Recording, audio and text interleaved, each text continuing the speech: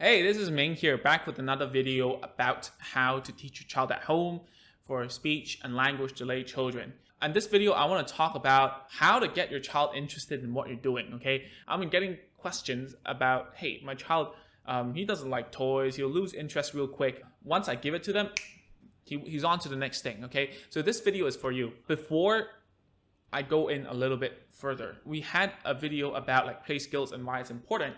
I'll link it somewhere above. And the reason why we want to foster play skills is because I feel like whenever parents come to my clinic, the most repeated thing that I see when I look at them interact with the children is that when they play with the children, they just give the child a toy and that's it. And say that, oh, they don't know how to play that, they're not interested. Well, the thing is, there's a reason why when your child is at therapy, he or she is more likely to play with the therapist than you, all right? And the reason is because they've actually taken the time to foster that connection between the clinician, the toy, and the child. Whereas the parent really sometimes just throw the toy at the kid. And please don't get this the wrong way. I am not blaming you by any means, all right? At the same time, you have to learn how to use fun routines to get your child engaged, all right?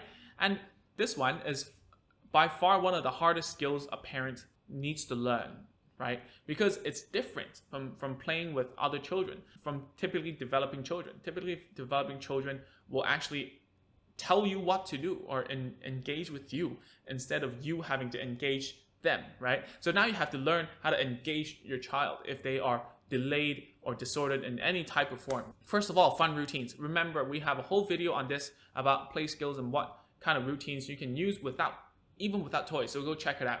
And the second thing is you have to use your voice and be fun, all right?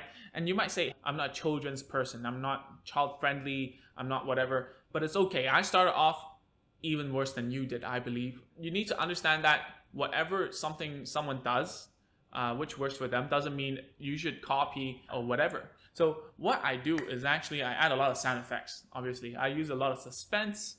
I actually do not go like really high pitch. I go like, oh my God, like I don't do that kind of stuff. I think it hurts my voice, okay? I don't do that. So what I do instead is I use, sometimes go really soft. Sometimes I go louder. Sometimes I create suspense by not talking. And sometimes I make a lot of sound effects. And what I mean by sound effects, it will be different for different people. I've seen parents who are very successful with doing like choo-choo train sounds or like whoosh or something. I don't know.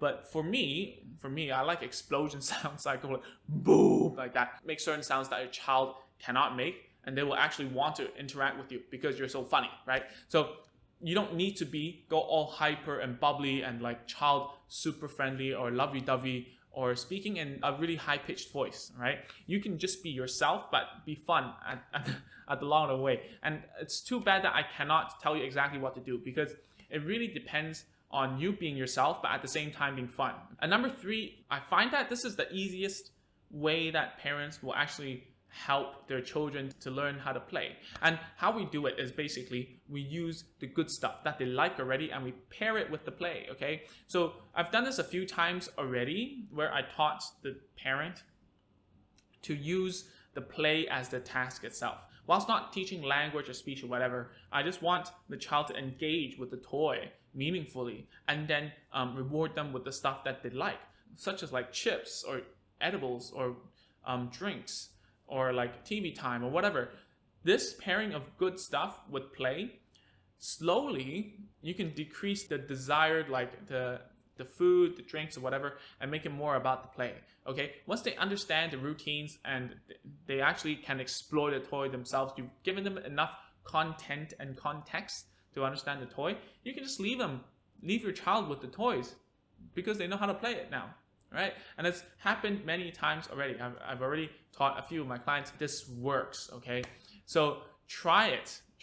It's gonna be difficult in the beginning. If you actually get into any trouble, you can just comment here on these YouTube videos. And don't forget to like and consider to subscribe if this kind of video helps you out, okay?